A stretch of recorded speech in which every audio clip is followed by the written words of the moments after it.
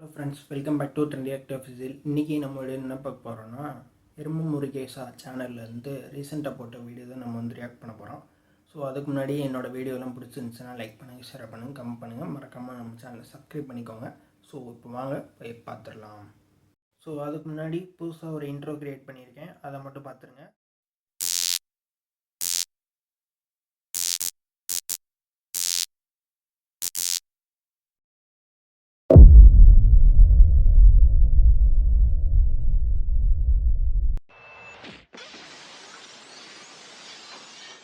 இது என்னது?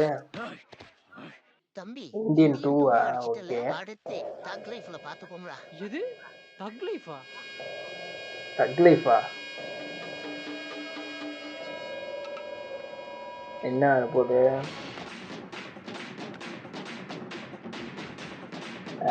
Super BGM. அடி ஓடு. இல்ல அடியை போட்டு மணி அங்கிள், உங்ககிட்ட அப்படி என்னையா பெருசா கேட்டுட்டோம்? இல்ல என்ன பெருசா கேட்டுட்டோன்ற பாக்குறதுக்கு உருப்படியான ஒரே ஒரு படம் தானேயா கேட்டேன், அவ்வளவுதானே. நாயகனுக்கு அப்புறம் ரீயூனியன் நாயகனோட தரமான படத்தை கொடுக்க மட்டும் தான் சேருவோன்னு பில்டப் வேற. இதுல நீங்க நாயகன் அளவுக்கு எல்லாம் பண்ண தேவையில்ல, ஜஸ்ட் ஒரு செக்கச்சி வந்த வேணாம் அளவுக்காவது பண்ணிருக்கலாம்ல. என்னையா பண்ணி வச்சிருக்கீங்க?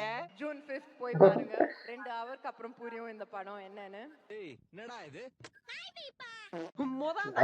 ஐபேட தூக்கின்னு வரணும்யா. அது சரி, விக்ரம் ஆண்டவர் கொடுத்த கதை, அதை லோகேஷ் பட்டி டிங்கரிங் பார்த்து நல்லா பண்ணலையா? ஆனா ஒண்ணுங்க, லோகேஷ் ஆண்டு பேண்ட் கஷ்டப்பட்டு ஆண்டவரை பல வருடங்கள் கழித்து ஒரு கம்பேக் கொடுக்க வச்சா ஆண்டவரோட லைனப் எல்லாம் பாருங்களேன். இந்தியன் 2 தக் லைஃப். அந்த தம்பியை சரித்திரத்தில் இடம் பிடிக்க வேண்டும் என்று அழைத்து வந்தேன். அந்த தம்பி நான் தரித்திரத்தில் தான் இடம் பிடிப்பேன் என்று சென்று விட்டான். சோ வணக்கம் தோழர்களே. இந்த வீடியோல ஸ்பாயிலர் இருக்கலாம், கதை இருக்கலாம், அப்புறம் மணி தாத்தாவோட ரோஸ்ட் இருக்கலாம், ஏன் ஆண்டவரோட ரோஸ்ட் கூட இருக்கலாம், எனக்கே தெரியல. ஓகேனா பாருங்க, இல்லனாலுமே பாருங்க. அப்புறம் என்னங்க, ஆரம்பிக்கலாமா?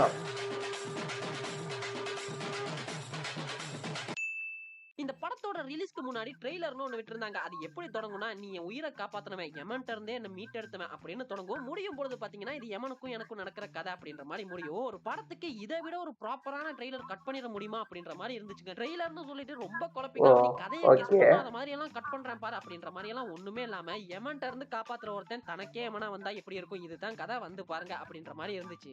ஐ அம் இம்ப்ரெஸ்ட். மணிதாத்தா, யூ மணிதாத்தா, நீ தான் ஆளு அப்படின்ற மாதிரி இருந்ததுங்க. பாருங்க, அந்த ஒன்லைன் இருக்குதுல்ல, யமன்ட்ட இருந்து காப்பாத்தக்கூடிய ஒருத்தன் தனக்கே யமனா வந்தா எப்படி இருக்கும் அப்படின்ற அந்த ஒன்லைன்ல எவ்வளவோ ப்ளே பண்ணலாம். ஆனா அந்த ட்ரெய்லர் வந்தப்போ மீம்ஸ் எல்லாம் போட்டுட்டு இருந்தாங்க. கமலுக்கும் த்ரிஷாக்கும் கள்ளக்காதல் இருக்குது, ஆனா எஸ்டிஆரோட லவ் தான் த்ரிஷா, அதனால இவங்களுக்குள்ள சண்டை வந்துருதுன்னு. யோ மணி தாத்தா, மணி அங்கிள், கடைசியில நீ இவனுங்க போட்ட மீம்ஸ் தாயா படமா எடுத்து வச்சிருக்க.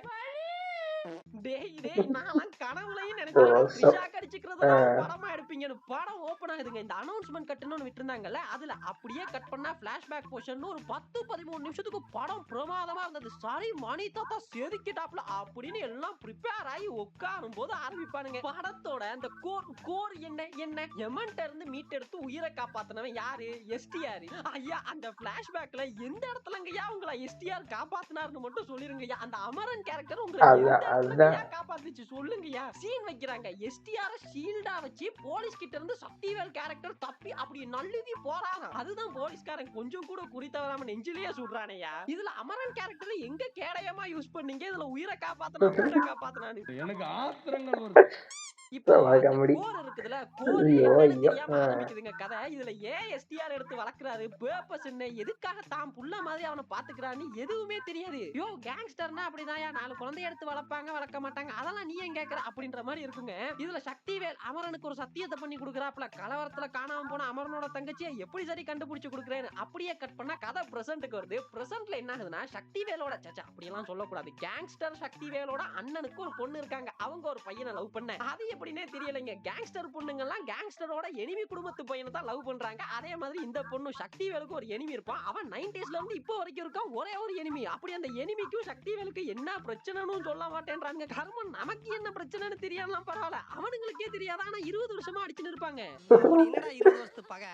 20 வருஷம் ஆயிருச்சு இல்ல, என்ன பகன்னு மறந்துட்டு பொண்ணு லவ் பண்ணிருச்சு. அடுத்து என்ன, அந்த பையனை லவ் பண்ணி பொண்ணு பிரெக்னன்ட், கல்யாணம் கட்டிக்க மாட்டேன்றான். அந்த பொண்ணு சூசைட் பண்ணிருது. இதுல சக்தி வேலு அமரனும் சேர்ந்து அந்த பையனை தூக்கிட்டு வந்து கொன்னுறாங்க. இத்தனைக்கு அந்த பையன் யார் அப்படின்னா அந்த சக்தி வேலோட எனிமி இருப்பான்ல அவனோட தங்கச்சி பையன். ஆமாப்பா, சக்தி வேலோட எனிமியான அவ்வளவு டம்மி பீஸா அப்படின்னு நீங்க கேட்டீங்கன்னா அவரு மும்பைல பெரிய அரசியல்வாதியா இருக்காப்ல. சோ தங்கச்சி பையனை கொன்னதால சக்தி வேல ஜெயில்ல போட்டுறாங்க. இல்ல எனக்கு புரியல, கேங்ஸ்டர்ன்றீங்க, அடிதடி பண்ணா போலீஸ்ல போடுறாங்க, எனிமி அரசியல்வாதின்றீங்க, என்ன மானங்கெட்ட கேங்ஸ்டரா நீங்க? ஏன்டா இந்த வேலை பாக்குறீங்க? காலகாலமாவே கேங்ஸ்டர்னாலே தனக்குன்னு ஒரு சாம்ராஜ்யம், யாருக்குமே பயப்படாம போலீஸ் கண்ட்ரோல்ல வச்சுட்டு அப்படி இருந்தா தயா கேங்ஸ்டர்னு காட்டியிருக்காங்க. ஐயோ, ஹரி படத்துல வேற சாதாரண ரவுடி கூட போலீஸ கண்ட்ரோல்ல வச்சிருக்காயா, நீ எல்லாம் என்னையா கேங்ஸ்டர்? இதுல இன்னொரு ஹைலைட் என்ன தெரியுமாங்க, சக்திவேல் ஜெயிலுக்கு போய் ஏதோ கோவாக்கு டூர் போன மாதிரி அங்கேயே செட்டில் ஆயிடுவாப்ல. இல்ல எனக்கு புரியல, இந்த சக்திவேல் கேரக்டர் ஜெயிலுக்கு போவதன் பர்பஸ் என்ன? இல்ல இந்த எனிமி அரசியல்வாதின்றதுனால சக்திவேலை பழி வாங்குறதுக்கு ஜெயிலுக்கு அனுப்புனா அப்படின்னு வச்சுக்கிட்டாலுமே கூட அந்த ஆள் உள்ள போய் உல்லாச பயணத்துக்கு போன மாதிரி எல்லாம் இருக்காரு. இதுல எங்க ஜெயில்ல கடூழிய சிறை தண்டனை? சரி, இப்படி வச்சுக்கிட்டாலுமே கூட சக்திவேல் தான் செஞ்ச தப்புக்கெல்லாம் உணர்ந்து ஜெயிலுக்கு போனார்னு பார்த்தா அந்த ஆள் உள்ள போய் உல்லாசமா இருக்கிறதுக்கு எதுக்கியா தப்பு உணரணும், எதுக்கு ஜெயிலுக்கு போகணும்ன்ற? இதுக்கு இடை நடுவுல அமரனும் சக்திவேலோட அண்ணன் நாசரும் சேர்ந்து அதே அரசியல்வாதியோட பிசினஸ் டீல் பேசுறாங்க. அவரோட பிசினஸையும் சேர்த்து சக்திவேலை பாத்துக்கமா 30% இனாம் மட்டும் தரட்டான். யோ, அந்த ஆளு என்ன பிசினஸ் பண்றாருன்னு தெரியாதுன்றோ, இதுல உன் பிசினஸ் பாத்துக்க 30%. வெயிட் வெயிட் வெயிட், ஃபர்ஸ்ட் நீங்களா யாரு? ரெண்டு பேரும் கேங்ஸ்டர்ன்றீங்க, எது இந்த 10 நிமிஷத்துக்கு குட்டி சுமோல ஏறி போறீங்களே தவிர கேங்ஸ்டருக்கான எந்த குற்றமும் இல்ல. சரி, பிசினஸ் பண்றேன்றீங்க, அப்படி என்ன தாண்டா பண்றீங்க சொல்லுங்களேன்ப்பா. அடே அங்கிள்ஸ், படம் பார்க்க வந்தவங்க நாங்க தான், நமக்கு தான் நீங்க சொல்லணும். கேங்ஸ்டர் நீங்க எல்லாத்தையும் சீக்ரெட்டா வச்சிரணும் சொன்னதுக்காக படம் பார்க்க வந்த நம்ம சீக்ரெட்டா வச்சிருக்கதுலப்பா.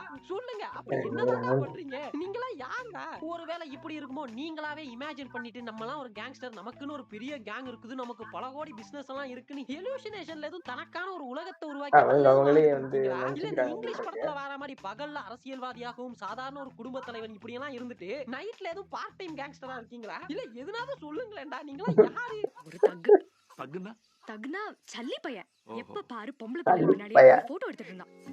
தக்குனா தெரியுமாட்டே, தக்குனா தக்குனா சில்லி தானே பரவு. டக்குனா நீங்க சரி, அந்த பொண்ணு செத்து போச்சு, அதுக்கும் இந்த கதைக்கு எதுனாவது ஒரு சம்பந்தம் இருக்கா, இல்ல ஏதாவது செம impact comedy. கொண்டு வர போகுதா அப்படின்னு கேட்டீங்கன்னா அந்த பொண்ணை படத்துல இருந்து தூக்கி இருந்தாலும் எதுவும் மாறாது. அவளை ஏங்க இந்த வில்லன் கேரக்டர் இருக்காருல்ல, அரசியல்வாதி கேரக்டர், அந்த கேரக்டர் இந்த கதையில எதுனாவது பண்றாரான்னு கேட்டா அதுவும் கிடையாது. அப்போ ஏன் இந்த கேரக்டர் எல்லாம் வச்சாங்க அப்படின்ற ஒரு கேள்வி வரலாம்ல. சொல்றேன், கிளைமேக்ஸ்ல எஸ்டிஆர் சாவணும், அதாவது அமரன் கேரக்டரை கொல்லணும். ஆனா சக்திவேல் கேரக்டர் கொல்ல முடியாது. சோ அமரனை கொல்றதுக்காக ஒரு வில்லன் கேரக்டர் உருவாக்கியாச்சு. இப்ப அவன் அமரனை கொல்லணும் அப்படின்னா அதுக்கு ஒரு ரீசன் வேணும்ல. அதுக்கான ரீசன் தான் சக்திவேலுக்கு ஒரு அண்ணன் பொண்ணு, அந்த பொண்ணுக்கு லவ்ல சூசைட், பையன் அமரன் கொல்றான், அமரனை கிளைமேக்ஸ்ல வில்லன் கொல்றான்னு முடிச்சிட்டானுங்க. இதை விட ஒரு மட்டமான ஸ்கிரீன் பிளே எவனால எழுத முடியாது. இதுக்கு அந்த அமரன் கேரக்டர் கிளைமேக்ஸ்ல பாத்ரூம்ல வலிக்கு விழுந்து சாவறான் அப்படின்னு வச்சிருந்தா கூட சந்தோஷமா இருந்து தியேட்டர்ல இருந்து வெளியே வந்திருப்பேன்டா. இனிதான் கதையோட முக்கிய த்ரிஷாவோட கேரக்டர் இந்திராணி.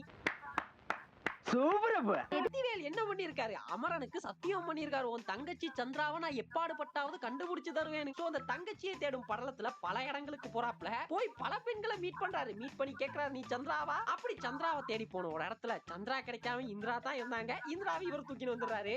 ஒரு கேங்ஸ்டர் பண்ற வேலையா இது? இப்படி போற இடத்துல எல்லாம் சந்திரா கிடைக்காம இந்திரா, ராஜேஸ்வரி, பானுமதி, மங்கம்மா, முனியம்மா, வள்ளியம்மான்னு இருக்க பொம்பளை எல்லாம் நீ தூக்கிட்டு வந்தா கதை எங்கேயா போறது? இல்ல எனக்கு புரியல, நம்ம கதையில பார்த்தது ஒரு இந்திரா, இப்படி சக்திவேலுடைய வாழ்க்கையில எத்தனை இந்திராக்கள் இருந்திருப்பார்கள் அப்படின்ற கேள்வி எல்லோர் மத்தியிலும் வருகிறது. இல்ல உண்மையை மட்டும் சொல்லுங்க, அந்த நேபாள் போன பிறகு கட் பண்ணா 2 வருடங்களுக்கு பிறகு அப்படின்னு போட்டிருப்பாங்கல்ல, அந்த 2 வருடங்கள்ல என்னாச்சு? உங்களுக்கும் வேணா எங்களுக்கும் வேணா, உண்மையை மட்டும் சொல்லுங்க. சரி, ஆனது ஆயிப்போச்சு, நம்ம செத்ததாவே இருக்கட்டும், இந்த 2 வருஷத்துல எல்லா இந்திரா வீட்டுக்கும் ஒரு விசிட் போடு அப்படின்னு டூர் தானே போயிட்டு வந்தீங்க, உண்மையை மட்டும் சொல்லுங்க, காம்ப்ரமைஸா போய். ஸோ இந்த வீடியோ வந்து பார்த்துருப்பீங்க, ரொம்பவே வந்து முருகேசன் அண்ணன் வந்து காமெடியாக வந்து பேசி வச்சுருக்காங்க.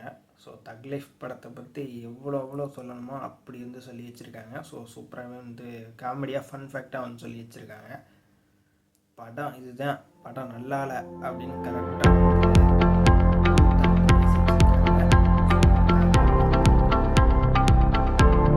இந்த வீடியோ வந்து அவ்வளோதான். இந்த வீடியோ பிடிச்சினா லைக் பண்ணுங்கள், ஷேர் பண்ணுங்கள், கமெண்ட் பண்ணுங்கள், மறக்காமல் நம்ம சேனலை சப்ஸ்கிரைப் பண்ணிடுங்க. இன்னொரு சூப்பரான ஆக்ஷன் வீடியோட உங்களை வந்து சந்திக்கிறேன்.